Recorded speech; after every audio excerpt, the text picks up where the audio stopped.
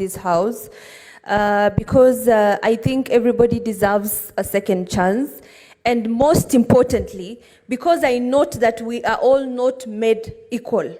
All human beings are made very differently, and there is no way that we all want to conform or confine human beings to behave in a particular way or express themselves in a particular way. For those of you who think they are gifted in expressing yourselves or projecting your frustrations, not everybody can be like you.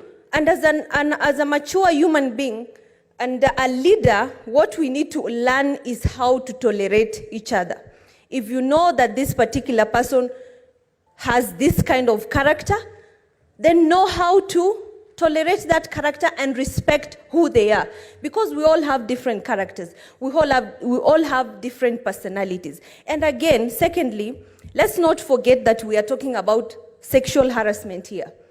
This is something that has been downplayed over so many years, and a lot of us have gone through so many frustrations of refusing to be employed because of sexual advances from particularly the men.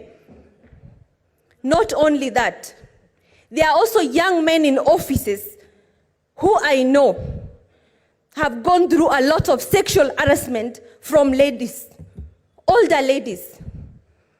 And I'm very frustrated as a young person in this country because that has been the norm within this nation, that somebody will be asked for sexual favors. If you don't conform, you remain jobless. And while at the same time, a lot of people are losing and missing opportunities because of this thorn in the flesh. What this house should be talking about is putting strong and stringent laws forward to regulate sexual harassment, especially in public and government offices. From the top to the bottom, we have had a lot of reports, even in the media, of women being sexually harassed. And right now, to the public, what they see is a young, assertive woman who rose and defended against sexual harassment. A lot of times, we might see different things in the house, but what does the public see? What does the public see? And a lot of times, when assertive women come out and defend their position on these issues, their heads are pressed down. The thing this house should be discussing is how to prevent sexual harassment. And a lot of times when the victim has been harassed, you are not in a position to get evidence. Things flow and you don't have evidence.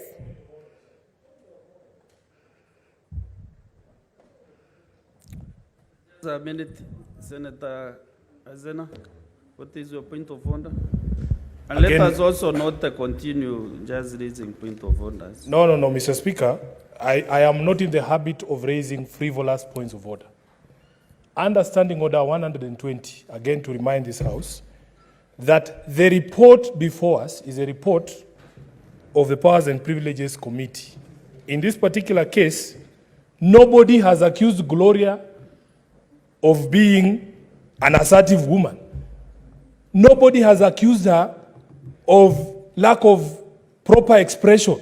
We are not saying she cannot express herself. She's one of the most eloquent senators in this House. The report of the House is very simple. She made allegations.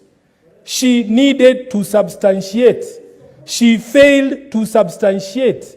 There are consequences of dragging people's names through the mud, and then you don't say it. You don't come here to lecture us about, sexual this, sexual that. Show us the evidence. Show us the evidence. Nobody is interested in sexual advances here. Senator Sifuna. Senator Sifuna, you know you cannot put exact ones that any senator should use in this House. As long as she is contributing on this particular matter. She is contributing on this particular matter. If I reason she is defending women and the young leaders, young women leaders. So to me, she is not out of order. Senator Hezena, proceed and conclude your minutes. Thank you, Mr. Speaker. This is exactly what happens when young women are assertive in this country. And it is time, Mr. Speaker, some people, I am. Honourable members, Senator Hezena I am. will be hand in And silence. I have the right to be heard. Because, She'll be hand Mr. in silence. Speaker, protect me, You will have Mr. your Speaker. time to get to the floor. You will have your Protect me, time. Mr. Speaker, from people exhibiting chauvinism, male chauvinism. Senator Hezena, stop addressing members. Just proceed and conclude your Thank you. contribution.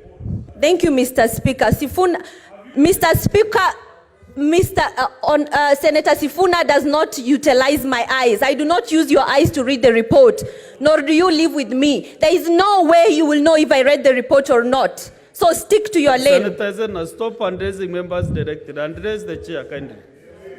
Thank you, Address the Mr. chair. Speaker. Mr. Speaker, as I continue, like I reiterated, that what we need to discuss in this house is how to protect people and young women especially from sexual harassment. Why? Because a lot of times when these allegations are made or we have cases like this, a lot of times it's thrown under the bus because there is no evidence. And in a lot of instances when this is happening, you do not even have time to get evidence. So, Mr. Speaker, we need to be very fair in how we approach these issues and know that this house is a house for all of us and everybody deserves respect. I do not agree with the insults labeled against our fellow colleagues, but at the same time, you do not see every problem.